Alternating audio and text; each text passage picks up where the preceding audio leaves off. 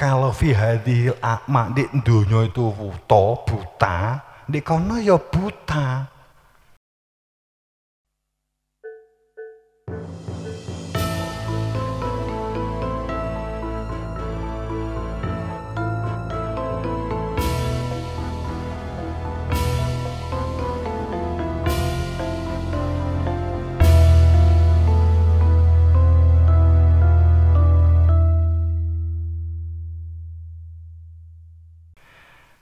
Sehingga manusia ini membutuhkan sekitar 8 kilo oksigen setiap harinya.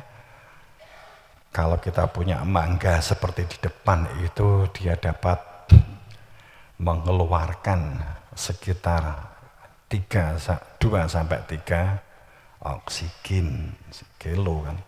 Ini kan memberikan kehidupan. Berarti kalau kamu di rumah punya wit mangga atau punya wit yang besar, tergantung witnya apa, begitu punya 2, itu bisa untuk sirkulasi kehidupan yang baik. Contoh kan hal semacam itu.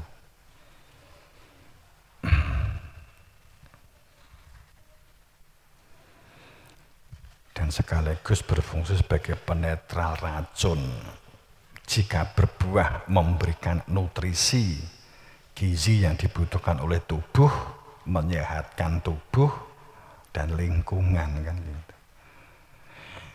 Jadi keadaan situasi adil makmur, Quran menserupakan itu dengan tanaman yang kokoh, yang baik, yang akarnya menancap ke bumi, mengambil air-air untuk sirkulasi kehidupan. Cabang rantingnya menjulang ke langit, akan memberikan atmosfer yang sehat. Maka manusia diserupakan bagaikan pohon, tapi kalimatnya yang perlu menjadi catatan itu kan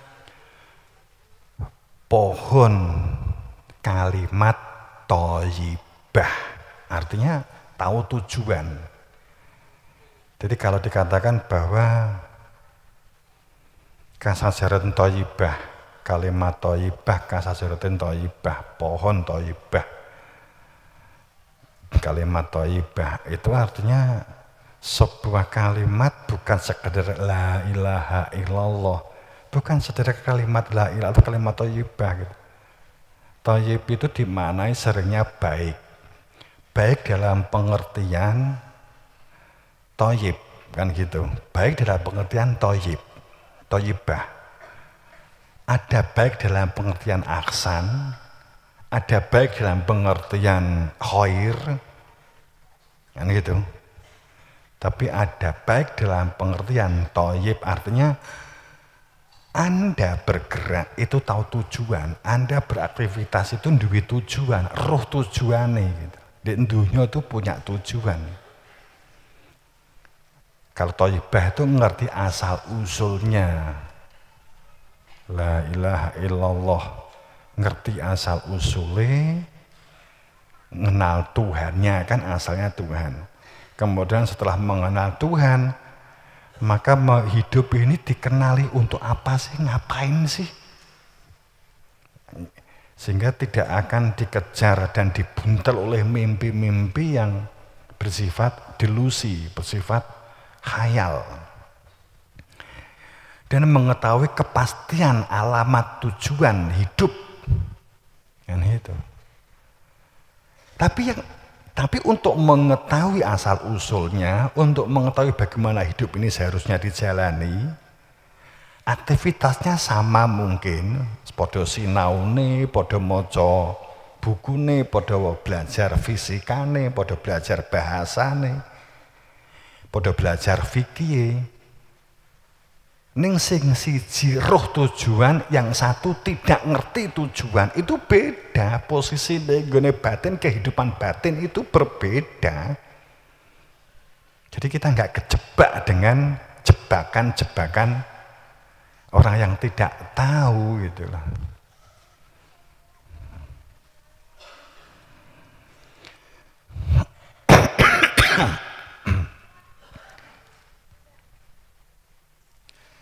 Jadi kehidupan ini sekali lagi, kemudian tahu tujuan hidup alamat dengan pasti itu, sekali lagi saya ulang, untuk mengetahui asal usul diri dalam perilaku musyahidan, ya, kemudian bagaimana hidup dijalani, berarti mubasyiron, tahu di dunia itu ngapain sih, maksud di dunia itu nyapo, maksudnya nyapo atau di dunia ki, ngapain sih kamu itu harus ada di dunia itu. Kenapa kamu dilahirkan di dunia itu? Kamu tuh mengalami proses apa sih? Mengetahui bagaimananya, mengetahui hakikat hidup yang disebut hakikat tanda petik.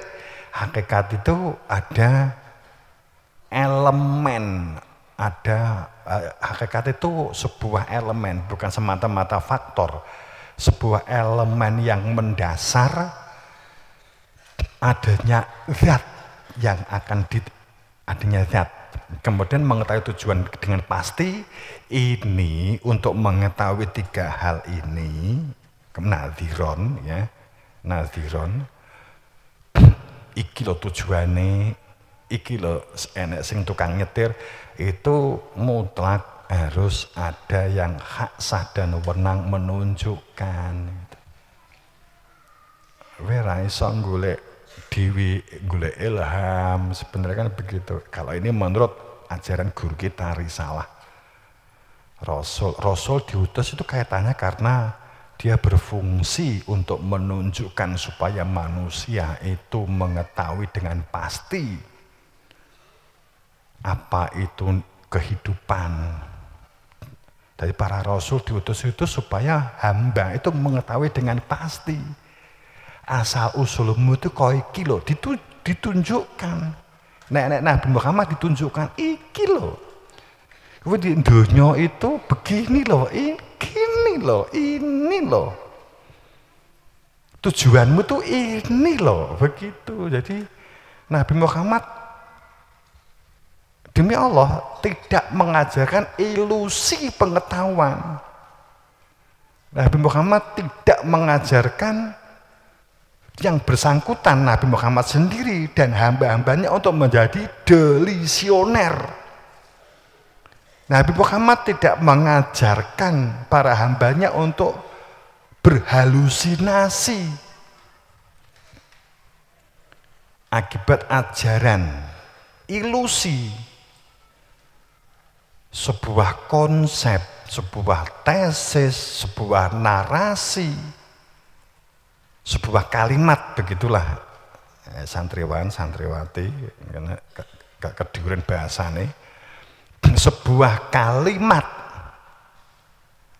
Nabi Rasul tidak mengajarkan sebuah kata dan kalimat, wawasan-wawasan yang tidak bisa dibuktikan, yang tidak ada manfaatnya, yang hanya digunakan untuk perdebatan, yang hanya digunakan untuk apalagi olo-oloan, yang hanya digunakan untuk membuat fitnahan, yang hanya untuk menjadikan seseorang itu merasa diri hebat, kemudian menjatuhkan orang lain.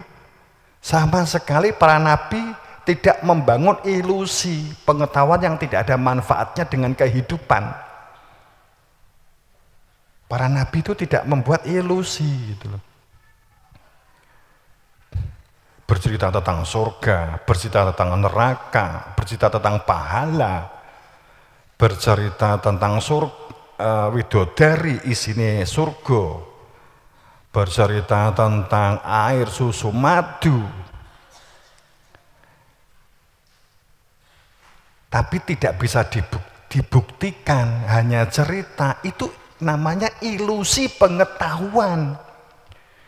Ilusi pengetahuan ini akan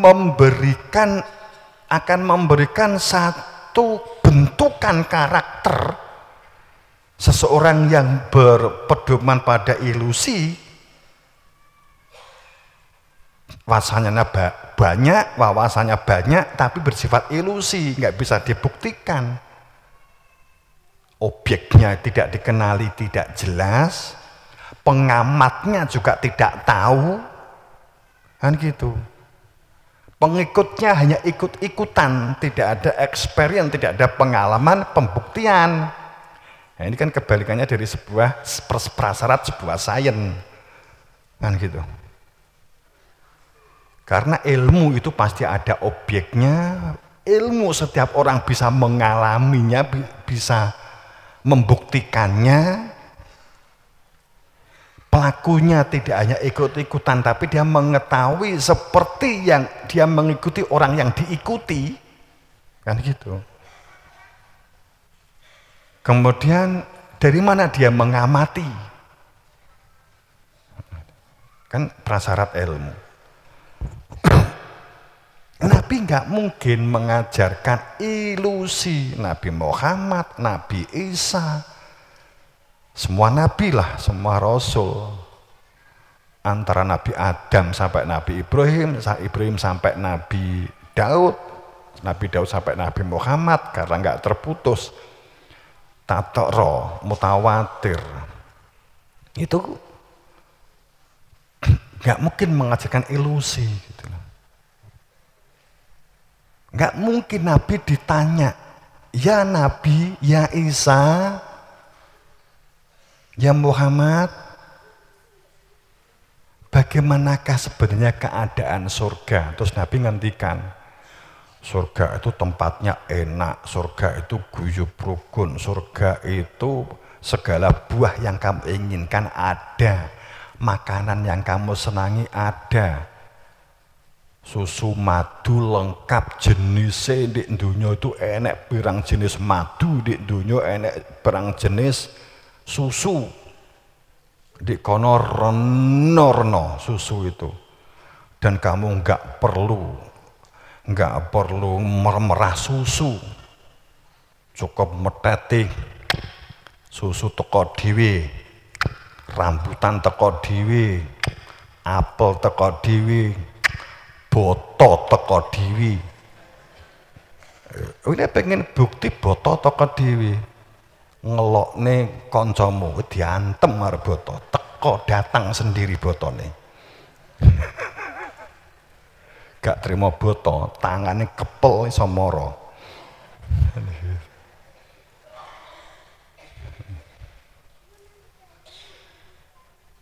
Terus kemudian kita tanya lagi, ya Nabi, informasi itu didapat dari mana?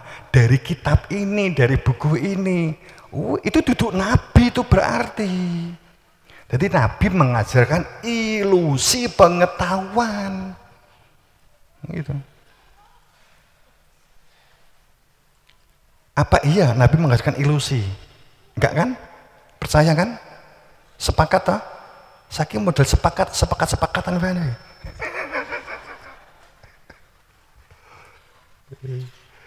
Rasionalnya nompo toh kan? Itu kalau kita ngomong fikih saat ini, tapi bukan berarti kita tidak berfikih, enggak. Tapi cuman Anda dan kita itu supaya pikiran kita enggak buntet, tidak kaku ya. Sejarah Islam itu, dalam sejarah Islam, khalifah Islam itu menguasai dunia dalam kekhalifahannya itu 1200 tahun. Oke, kita padatkan.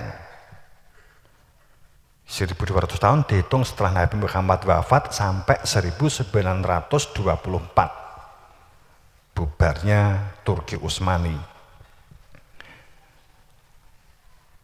Kalau kita padatkan, keemasannya sangat menguasai dunia itu adalah sekitar 500 sampai 600 tahun.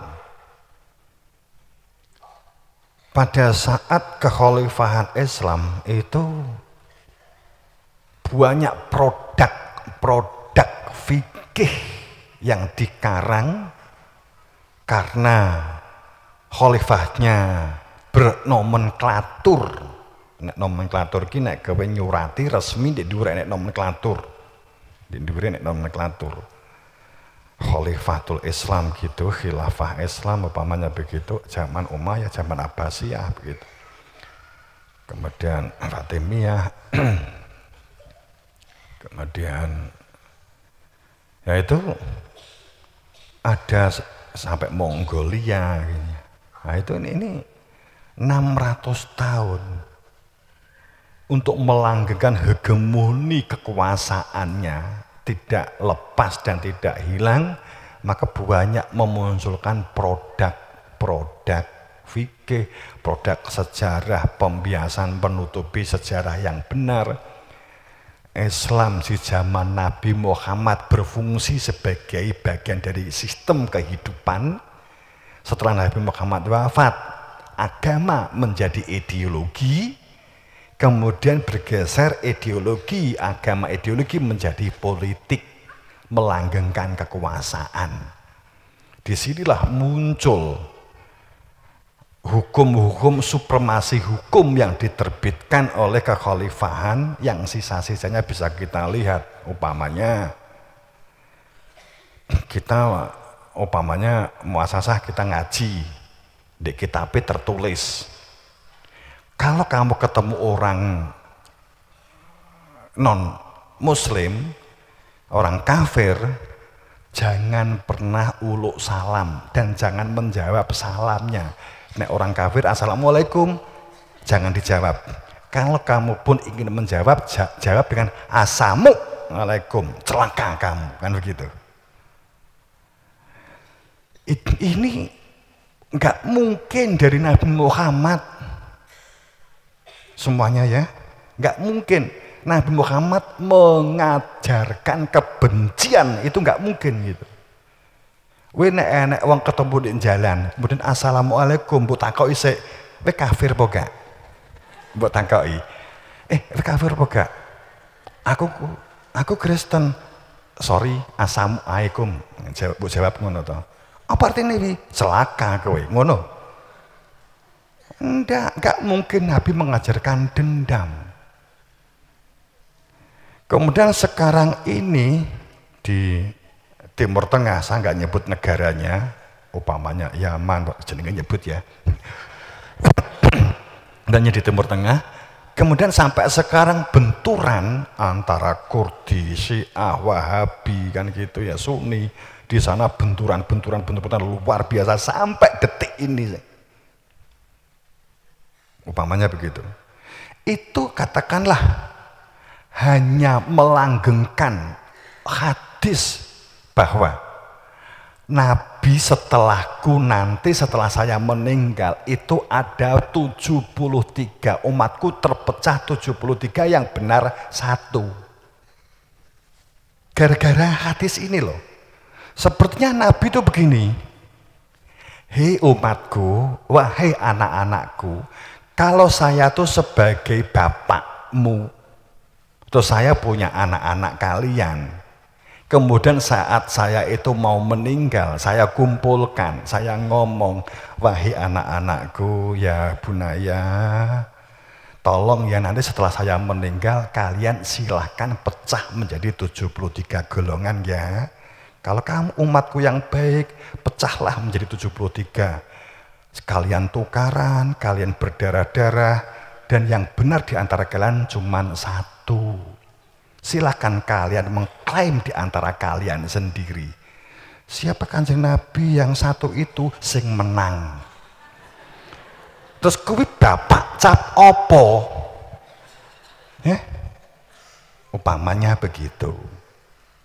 Karena narasinya itu mimba'di setelahku meninggal itu umatku itu pecah menjadi 73 golongan. Berarti kan umat Kanjeng Nabi semua. Ya itu kan seperti ndongake. Ya nduk engko barang aku meninggal ya semoga-moga pecah atau 73. Itu bapak cap opo kan gitu. Kan gak mungkin toh.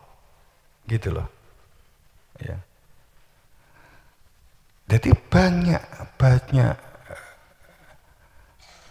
supremasi hukum yang muncul di kemudian hari. Banyak yang muncul di kemudian hari. Nggak mungkin. Nabi itu enek wong salam dijawab celaka kamu. Nggak mungkin. Gitu. Nggak mungkin. Jadi jangan menjadi manusia-manusia ya anak-anakku dan semuanya jamaah. Ojo dadi menungso prinsipnya ngene. Ayo produktif, ayo pemberdayaan, ayo. Kemudian kowe jawab,